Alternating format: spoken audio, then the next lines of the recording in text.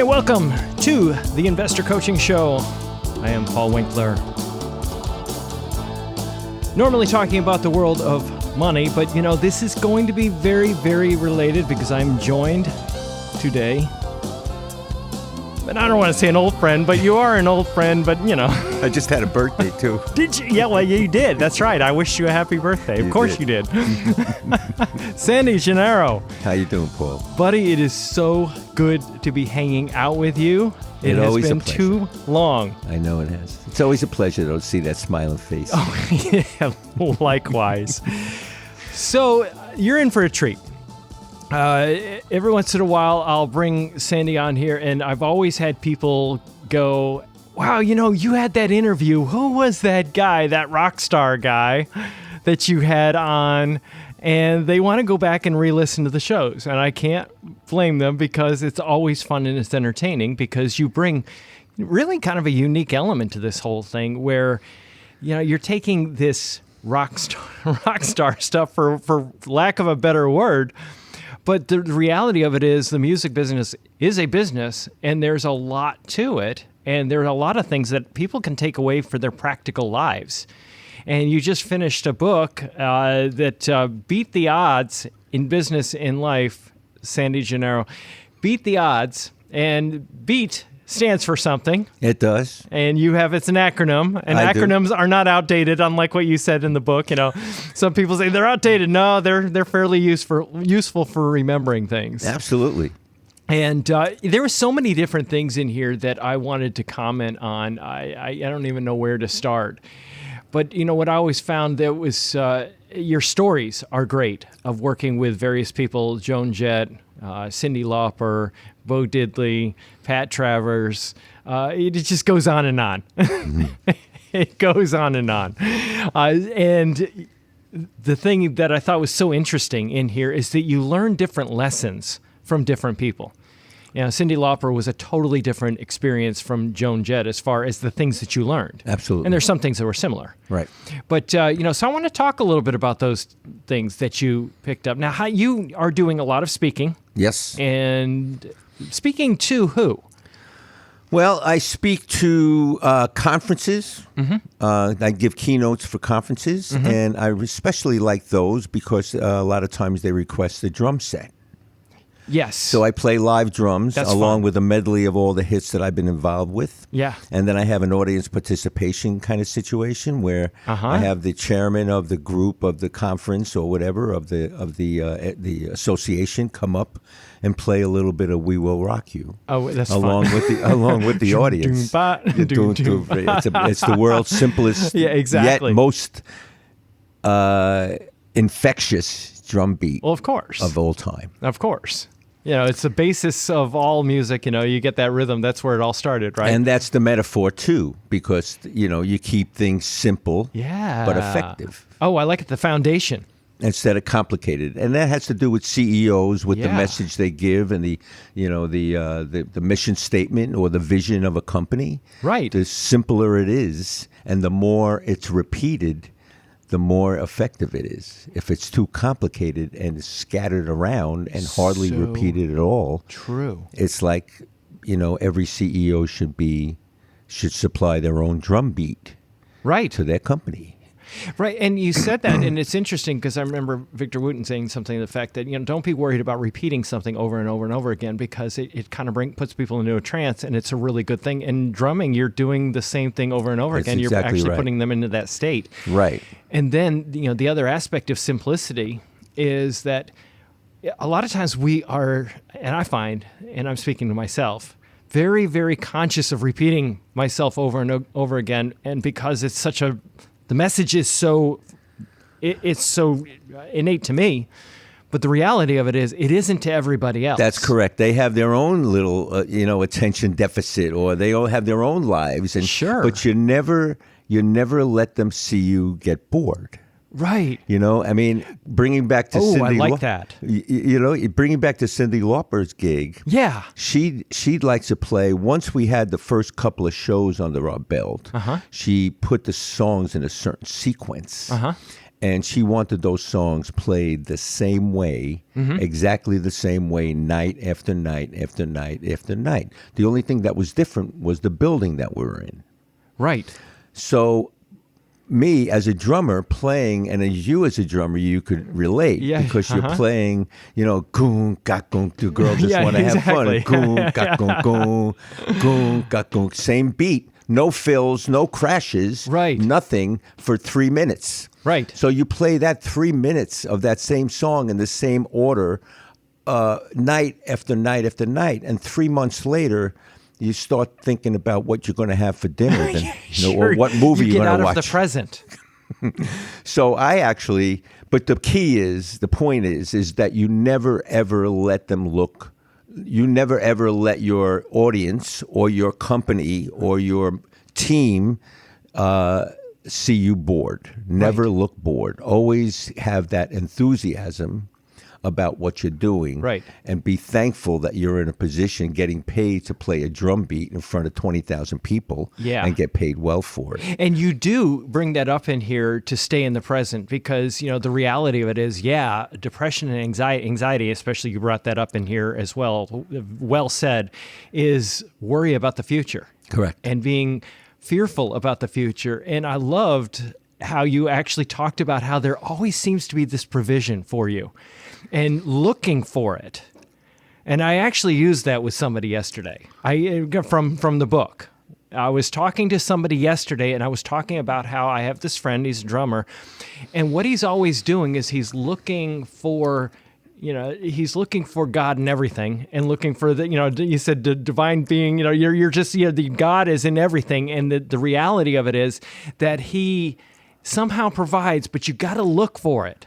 And I love that, what you said that. You have to look for it. You have to have your eyes open for the opportunities to make somebody smile or to make somebody feel good or whatever. Right. But sometimes when things look a little difficult, sometimes you just have to let go. The saying is, let go, let God.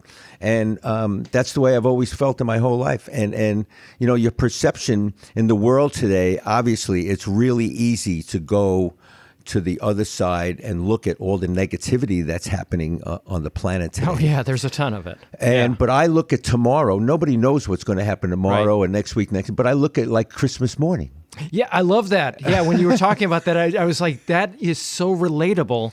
That there is something you've been hoping for all year long, and you're just waiting for the chance to open up and find out what it is. And there's a surprise behind every box. And that's right. And you don't know what's in those boxes, but you wake up at 5 a.m. and sneak in the living room and see the dark Christmas tree. You see all the wrapped boxes. You don't know what's in those boxes, but you know it's going to be good. Right. And you have a sense of excitement, and you can't wait for that. To the moment where you can open those boxes. And that's the way I look at tomorrow, next week. Sure. Now, it may not always turn out the way you want it to turn out, but as you know as well as I do, failure, you're not a failure.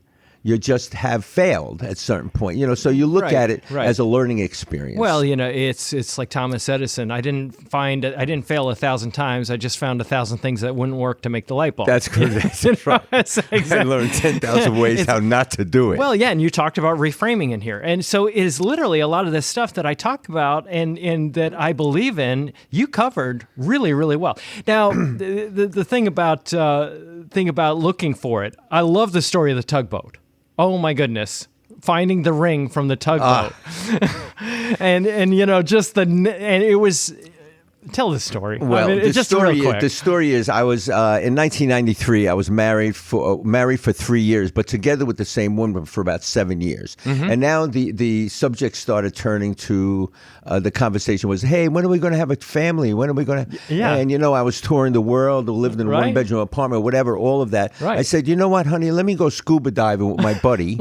Go think about this. Mars Cowling, Peter Cowling, I love him, R.I.P. The bass player. He's a bass player in the Pat Travers, the original bass player in the Pat Travers band. Yeah, sure. And so I went down and I said, let me go chill out, and when I come back, we'll have another conversation. We'll talk about this. So on my way down to Miami, I kind of, I asked the Lord, I said, just send me some sort of sign, whether it's the right time to have a child or not. And I actually visualized myself on the way home, on the plane on the way home, with an answer.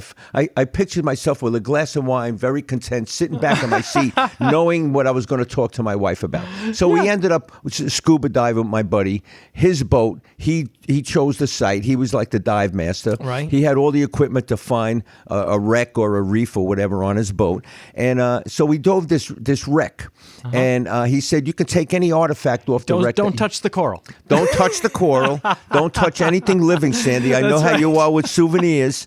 So he said, but take anything. Here's a screwdriver. Whatever you can mangle off that boat, it's probably picked over or whatever. But So I went down and I picked up this artifact off the tugboat, brought it back up to the surface. Now we're on the boat, and I'm videotaping my buddy Mars describing what I took off the boat, and it was a porthole ring. It was like a ring, a brass ring around a porthole, and he's describing, and he goes, "Well, this is the treasure of the Concepcion." Yeah. I go, Mars, is that? Don't tell me that's the. Wait a minute. 1 second. You're not going to tell me the name of that boat that we just dove was the Concepcion. He goes, it sure was. Here it is in the book. And I said, man, are you kidding me? So that was the sign. That's a great example of looking for an answer someplace. I just love that. What a great story. You have to keep your eyes open and look for it, Paul, but you also have to trust the universe and trust the power greater than ourselves that it's going to provide it for you, and trust it. Well, a lot of times you actually start the book this way, talking about people expect the worst. And, the reality of it is there are good things out there. They don't search for them because they expect the worst. Right. And, the reality of the world is that there are good things out there, but if you're looking at all the bad all the time, you're going to find exactly what you're looking for. You're going to find it. It's life is a self-manifesting, self-fulfilling prophecy. What you think, you become. Yeah, exactly. And you talk a little bit. Now, you went into a little bit more detail in the book than you've gone into detail with me on the show here before. But, I think that there is this overriding theme in a lot of your life is relationships. Absolutely. And being really connected with people, which is huge. Connection with people is huge. Going into a grocery store, your favorite grocery store, and actually knowing the names of the people in the grocery store. Yeah, and looking at the name tag of the person that's scanning your groceries. Look at the name tag. Right. Hey, Paul. How you doing? I see your name on your shirt right exactly. now. and if the most beautiful sound in anybody's ears is their name. That's correct. And you told a story a few times here on the show with me about Dave, that you Dave met, in the doorway, right? Dave in the doorway, right? But what I thought was super interesting as I got into this, because it was this guy that went to see the show. He's a fan. He wants an autograph. He wants a picture with you, and you're like in a huge hurry. Mm-hmm. And this is the part of the story that you told before, but the part that you didn't tell before, which I think is super important, was that wasn't the only contact with this guy. It was, hey, I got this tape of me playing. Can you listen to it? Number one, you saying, send me something. Yes, I'll send it to somebody if it's appropriate. The key, I'm sorry for interrupting. Keep going. But the key is that he asked for an autograph. I was in a tremendous hurry. Right. And a picture. Right. But he said, could you help me get a gig? This was a gig in Connecticut. Can you help me get a gig in New York City? Because I originally from New York City. That's where you're from. And I said, I can't recommend you unless I hear you play. Right. So here's my card. I gave a complete stranger, a fan of mine. He blew his mind that your personal address and your phone number was That's correct. there. And I said, send me a cassette of your playing, and I'll see, depending on what I hear, I'll recommend you to the appropriate people. And that's what I did. He couldn't believe I was giving him my whole number. I said, no big deal. Just give me, because I don't consider myself on another level than a fan. Everybody's a human being. Without getting too philosophical about it, we're all equal. Go ahead, by all means. I think that's important. We are all equal under the sun because we have what's called a soul inside of us, Paul. And that puts us all on the same plane, no matter how much money we make, right? No matter what color we are, no matter what our political affiliation is. Let's agree to disagree. Mm-hmm. And our sexual affiliation, our sexual whatever that is, and a nationality, whatever. We're all the same, and that's the common denominator. And I think, again, without getting too deep at 10:30 in the morning, that's the way we're judged, is basically because when we go and when we're pushing up daisies, we are judged basically all we have accomplished and all we have accumulated materially on this life stays here. We go another realm. And I Right. think my opinion is now, I'm not the Pope or I'm not any kind of authority, but I do have my feelings about what happens after we die. And I think we're judged by how we made people feel when they come in contact with us. I think there's an important thing you say there, and I'm going to revisit it because what you said is exactly. People look for somebody that they can work with and they can talk to, that they feel safe with and they feel okay with. They don't feel like they're constant under a scrutiny or judgment. And the thing that I find in a lot of what you're saying here is this guy, you didn't necessarily look down on him, and that's what he was looking for, somebody that didn't. And people deal with things in life. They deal with struggles, and how they respond to those struggles, while you may not agree with them, make perfect sense to them. Right. And if you don't come at them with that sense of, you know what, I know we're all trying to get by the best we can, possibly based on what we know, right. Then what happens, you lose the opportunity to reach them at a deeper level. Correct. Correct. And I think you really well played that out in this book, number one. But here's the part you left out of the book. Go ahead. It left out in our conversations, but not in the book. Oh, okay. It was that what you did is you stayed in contact with him for a lot longer than I thought. And that is a commitment that people have. It wasn't, you got a huge gig out of this thing. Right. I mean, you got a huge gig out of this, where you ended up playing in a band that, likewise, likely wouldn't have gotten the chance to do, except for this opportunity. But the issue was really interesting. Here's a guy that is the most unlikely person in the world to helps you, but it was because of your commitment to him, but it was over and over and over and over again in multiple conversations. Right. That's what I thought was so interesting. That's what he called me, several, and I always took his call. Yeah. And he was always cool enough where he wasn't like a pain in the neck where he wouldn't get off the phone. As soon as I dropped the hint, hey, Dave, oh, no, I'm sorry, Sandy, I'll let you go, whatever. And he contacted me about the result of me giving the cassette and whatever. Yeah. And then 3 years later, he called me with the hey, I'm managing this girl now. Yeah. I want you to be part of the band. You would fit perfectly, your personality, your drumming. And the girl's name was? Cyndi Lauper. Exactly. And she had not, at this point in time, he had just signed her to Epic. Right. Epic Pop Truth. They were doing the first record at the Hit Factory. Mm-hmm. And he said, why don't you come down in the studio and meet her? And I said, Dave, I'm coming off an arena tour. You want me to join a baby band? Nobody knew who Cyndi Lauper was. Nobody knows who she is. So I went down in the studio, I met her, and the rest was history. Right. But that's is that enough payback for paying attention to Dave in the Doorway originally when I met him and connected and signed the autograph? And yes, it was. But that wasn't it because... But that wasn't the point because there was that wasn't even a remote possibility for this little guy that was just trying to struggle as a bass player. Right. So that's the important part about it. What I think is so important is just having that attitude of everybody's important. Correct. And the how it changed that's a financial a professional medal on my on me, that fact that I did that big tour or whatever. Mm-hmm. And I saw her gig and I was in part of the gig when we were playing to 5 people in a bar that smelled like cat pee. And then a couple of months later we were playing in arenas, multiple nights in arenas, right. A TV tour to Europe or whatever. Now the biggest part of that whole deal was the WrestleMania thing. Oh, the WrestleMania. But that's a whole other chapter. That's a whole other chapter, and you've got to read this book, Beat the Odds in Business and Life. You can't miss that chapter. That is a story to be told. And the costume party. And the costume and the costume party. And the Halloween party. The Halloween thing. Yeah, that's what I mean. Dressing up as exactly. It was a costume party. But the point is, Paul, how it changed my life. Yeah.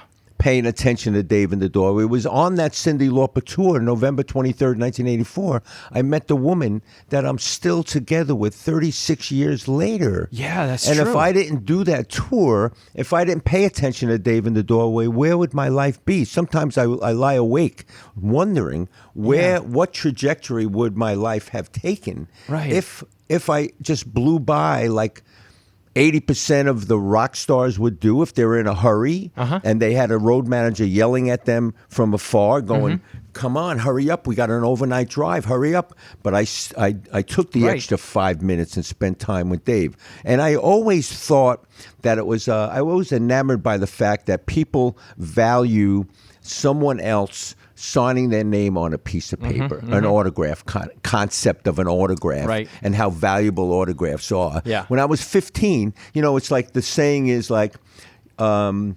you visualize being something or becoming something, start living as if. Right. So at 15, I used to dress like the Beatles. I used to with the Beatle boots, and I used to wear fake it till you make it. Whatever. I used to dress like Led Zeppelin. I used to not quite as outrageous as the Jimi Hendrix experience. I didn't go that far. Yeah, right. But you look at the Stones and Zeppelin. Sure. I had posters on my wall. Yeah. I used to walk around the mall with my mother at 15. Yeah. And she used to go with all dressed up in all that rock star regalia. And I'd say, hey, she'd go to me, "Hey, Sandy, why are you carrying a Sharpie?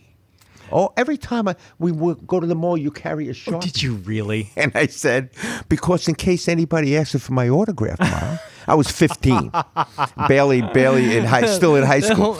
So it's that kind of thing. So. And again, going back to Dave in the doorway, I saw that rushing around the dressing room in a really big hurry. I saw this guy with a pen and a camera, and I said, "Man, this guy wants a drummer. I'm the drummer.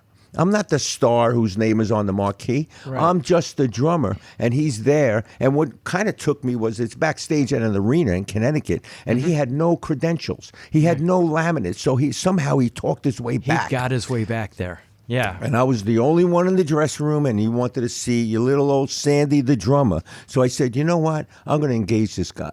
Yeah. Just like I engaged Paul Winkler, who's checking my groceries in I wasn't checking his groceries. Yeah. But I mean, you get the idea. You are listening to the Investor Coaching Show. Paul Winkler, Sandy Gennaro, my guest today, talking about his new book, Beat the Odds in Business and Life, does speaking engagements all over the place. So we're going to talk a lot more about that in just a second. Stay tuned. Be right back after this. And welcome back here. This is the Investor Coaching Show. Paul Winkler with my good friend. We've known each other for quite a few years now. Sandy Gennaro. I don't even know. It was such a long time ago. When did you go to the camp? The rock and roll famous? I don't even remember. It's been a long time. It has been a long time. But he has a new book out, and I love it. I'm enjoying this book thoroughly. Beat the Odds in Business and Life. You do a great job of taking something that is just outside the box. The music industry, you think it's outside the box, but it's not. It's not. There are so many applications in the music business to regular business and people that run companies.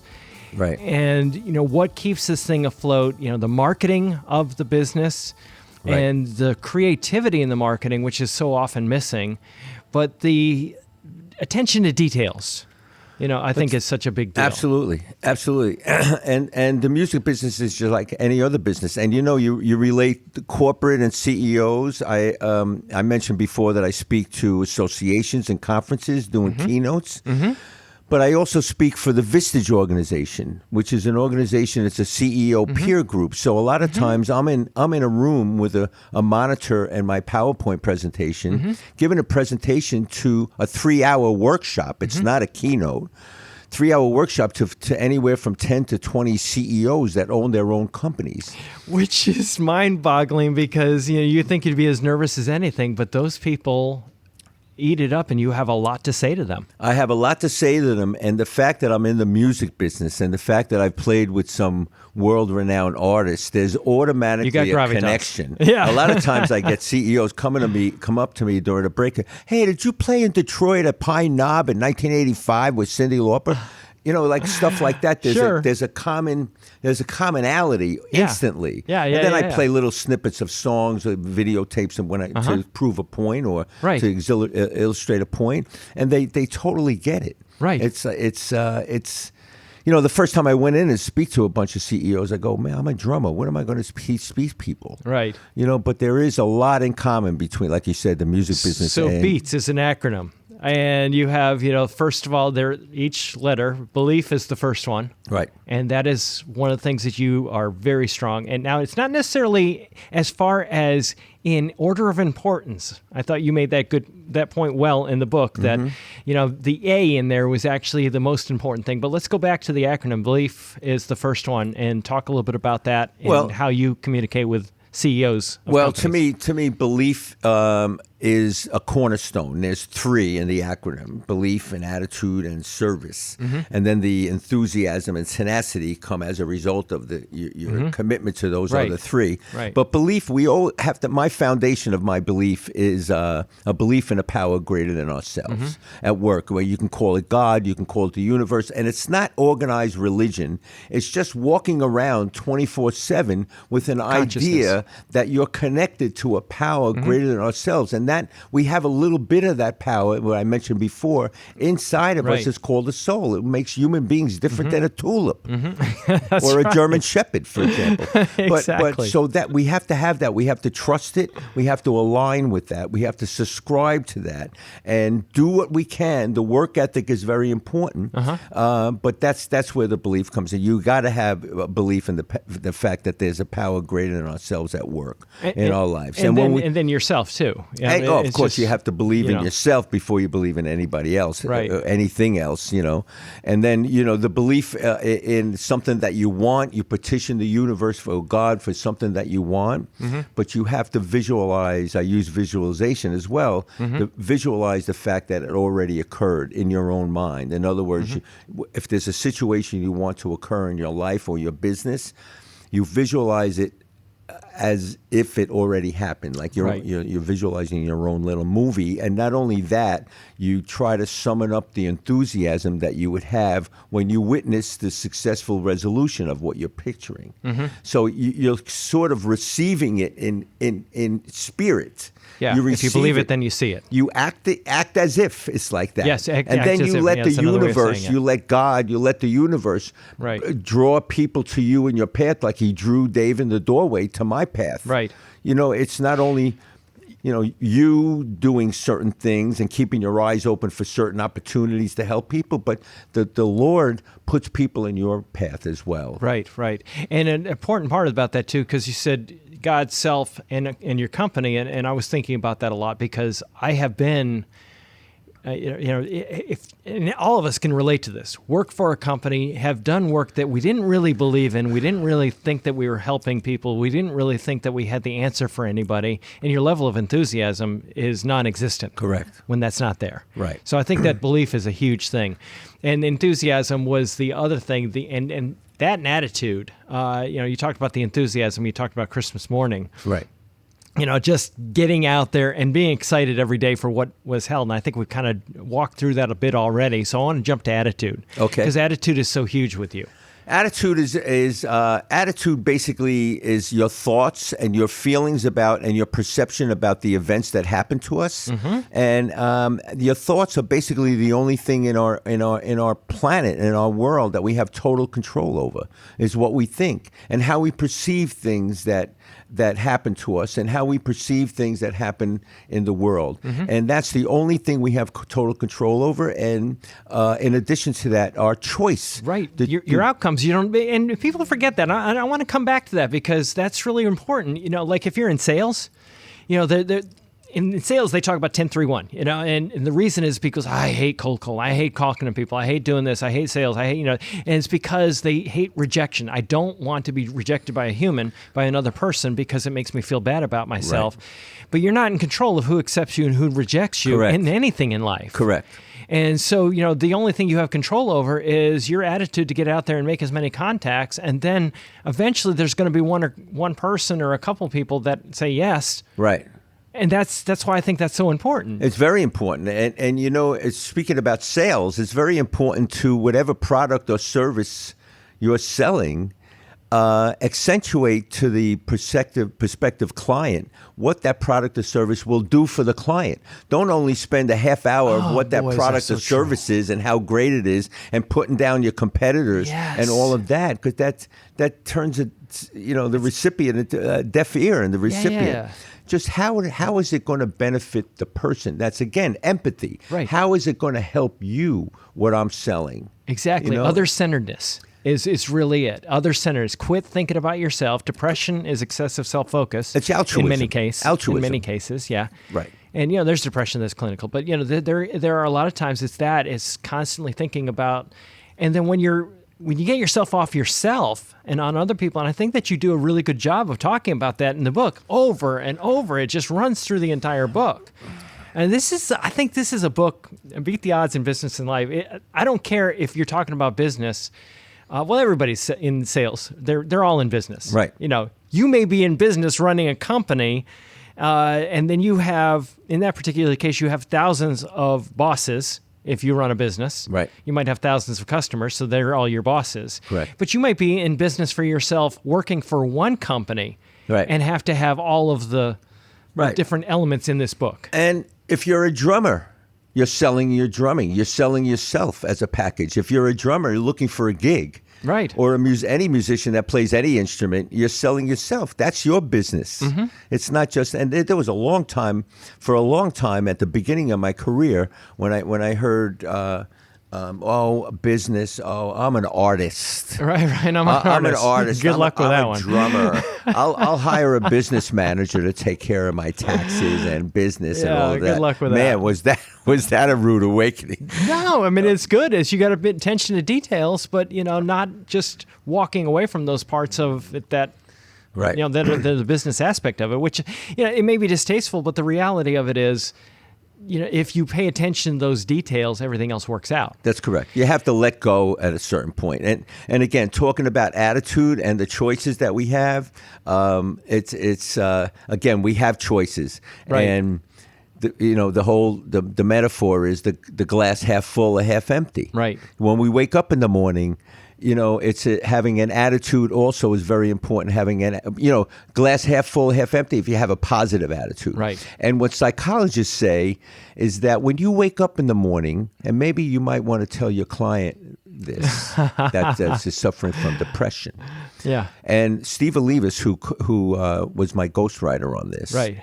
He's a psychologist, and he told me, he said, Sandy, if you wake up in the morning and start your day giving thanks and appreciation for what you have, and starting with the person laying next to you and the people in the other bedrooms in your house, and then 10 things or people that you're thankful for, it's impossible to be depressed at the same time. An attitude of gratitude, as they when say. when you have a sense of an attitude of appreciation, that's light. Yeah. And you can't have darkness or depression or negativity where there's positivity and light. So we have choices. Yeah. Nobody has a gun. Well, excuse the expression nowadays. We don't want to mention the word gun. But nobody is forcing us to think any certain way. Yeah. Well, it's kind of like the Serenity Prayer I love. You think about it, change the things you can. Right. Accept the things you can't. And be smart enough and wise enough to know the difference, right? You're listening to the Investor Coaching Show. Paul Winkler along with Sandy Gennaro. We're going to be right back after this. Stay tuned for more. And we are back here on the Investor Coaching Show. Paul Winkler. I say we because I'm here with my good old friend Sandy Gennaro. Sandy has quite the career in music, as having played with Cyndi Lauper, who was the height of enthusiasm and, get out there and take the world by storm, and personality. And then Joan Jett, who was very business oriented, very different between the two of them. Mm-hmm. Very, very different, but the same in terms of their determination to honor their vision, regardless of what anybody says to them.